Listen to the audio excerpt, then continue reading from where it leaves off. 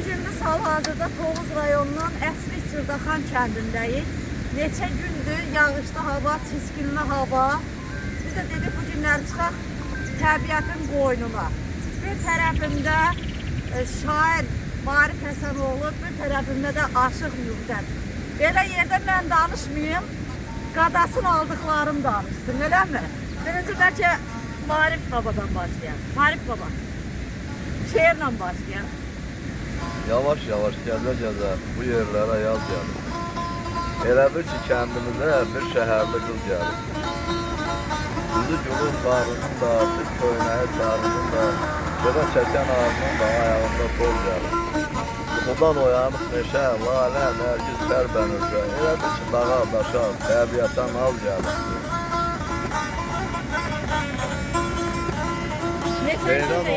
Seyran olub gözəlliyə, dağdan elib düzənliyə. Şair Marif Uşanlıya ürəyində söz gəlir. Can, Allah ömür versin sən Marif baba. Təşəkkürlər, var olun. Ürəyinizə sağ olun. Siz sağ olun.